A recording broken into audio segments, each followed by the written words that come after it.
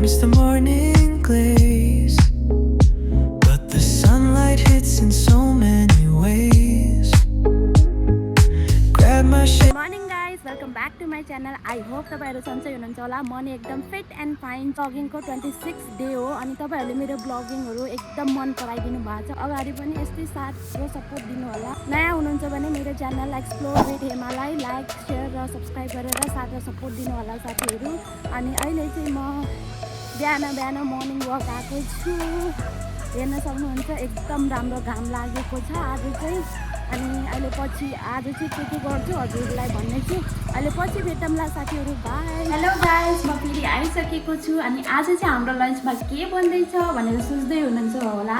अनि म चाहिँ आज भन्न गइरहेको छु हामीले लन्चमा के बनाएको छौँ।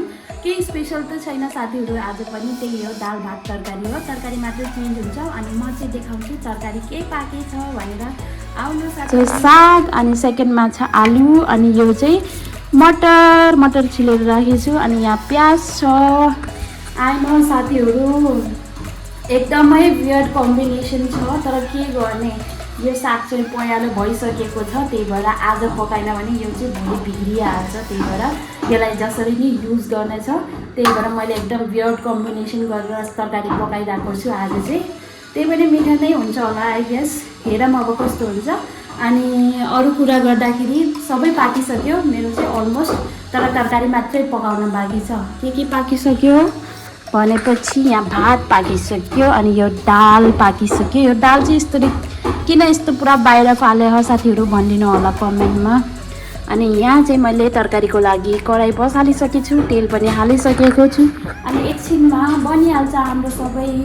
म तपाईँहरूलाई देखाउँछु ल। अहिले पछि खाना भेटौँला है साथीहरू, बाई।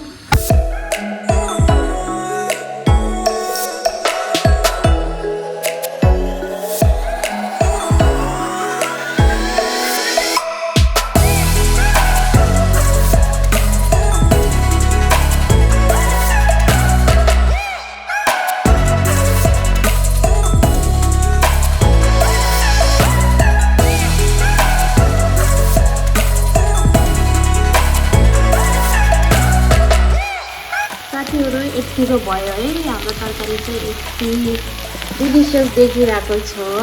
खानामा कस्तो हुन्छ अहिले म खाँदाखेरि देखाउँछु साथीहरू, बाई। हेलो साथीहरू, आजको हाम्रो खाना हेर्न सक्नुहुन्छ। भात छ, दाल छ अनि अघि नै बनाएको मैले तरकारी, साग, आलु अनि मटर। अनि यहाँनिर चाहिँ मुलाको अचार अनि सलादमा चाहिने साग अनि यो चाहिँ गाजर। अब चाहिँ म खाएर देखाउँछु। म चाहिँ अब टेस्ट गर्न लाग्यो कस्तो रहेछ है। हेरौँ है साथीहरू, एकदम डिलिसियस देखिरहेको छ हेर्दा चाहिँ। अब टेस्ट गरेर हेरौँ कस्तो छ।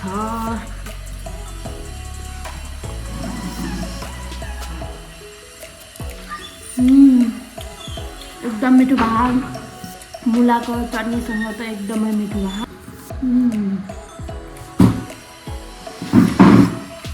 मिठो एकदम मिठो भयो साथीहरू। तपाईँहरूले आफ्नो लन्चमा के खानुभयो भन्नु होला। मेरो चाहिँ यो थियो सबै, दाल भात तरकारी। सधैँ हाम्रो यही हुन्छ, तरकारी मात्रै चेन्ज हो। अनि अब चाहिँ हामी खान्छौँ। अनि अहिले पछि भेट्छु साथीहरू, by. Hello guys, welcome back again. रातिको डिनरमा हामीले के बनाइरहेछौँ त्यो सोच्दै हुनुहुन्छ भने हामी चाहिँ आज बनाउँदैछौँ दाल भात होइन है, हामीले चाहिँ आज बनाउँदैछौँ मोमो। कति दाल भात खाने के साथीहरू, दाल भात खाँदा वाक्क भइसक्यो। मोमो खाने भनेको छौँ, आज चाहिँ मोमो खान्छौँ नि। अनि मोमोको लागि सबै रेडी भइसक्यो। हाम्रो चाहिँ मोमो चाहिँ नर्मल मोमो होइन है, हाम्रो चाहिँ कोदोको मोमो बनाइरहेछौँ आज चाहिँ।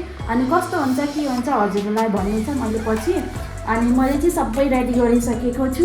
यो चाहिँ सबै भित्रको स्टफिङहरू रेडी गरिसकेको छु। यसमा चाहिँ मैले हालेको छु गाजर अनि बन्दा अनि प्याज, यो तीनटा चिज चाहिँ यहाँनिर। अनि मासु पनि हाल्ने हो, यो भैँसीको मासुको किमा हो यो।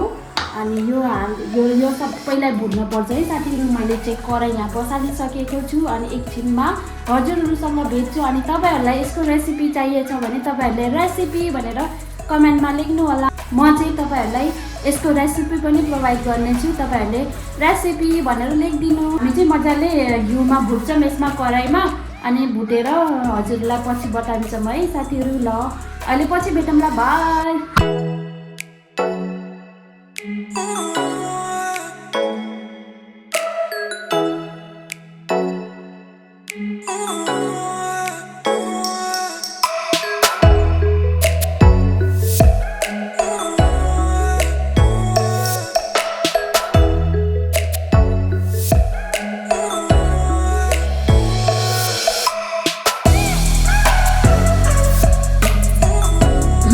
साथीहरू यहाँ चाहिँ मोमो पाक्दैछ, हेर्नु होला।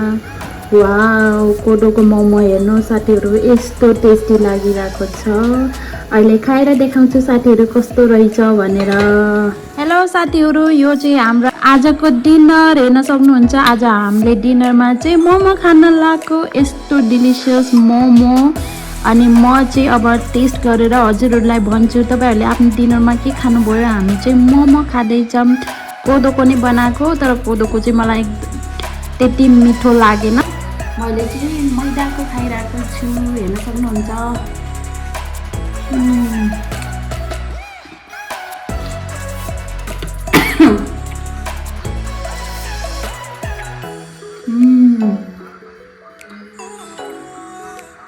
Tasty tasty. मैदाको त नेक्स्ट लेभल छ, कोदोको चाहिँ मलाई त्यति मन परेन। मैदाको चाहिँ एकदम मिठो हो।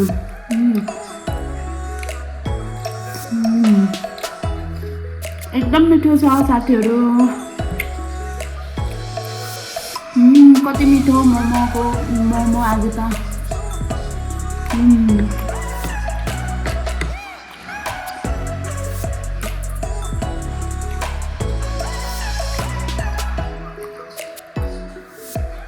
हामीले चाहिँ धेरै समयपछि बल्ल घरमा मोमो बनाएर खाएको, एकदमै मिठो भयो आज चाहिँ। अनि तपाईँहरूले मेरो भिडियो एकदमै मन पराइदिनु भएको छ। यस्तै साथ र सपोर्ट दिँदै जानु होला साथीहरू। अनि तपाईँहरूको लागि मैले डेली ब्लग बनाइरहेको छु। अनि गएर छिटो एक्सप्लोर विथ हेमामा गएर लाइक, कमेन्ट अनि सब्सक्राइब गरेर अझै धेरै साथ र सपोर्ट दिनु होला साथीहरू। म चाहिँ खाइदिएँ, एकदमै टेस्टी बनेको छ। मोमो खाम है साथीहरू।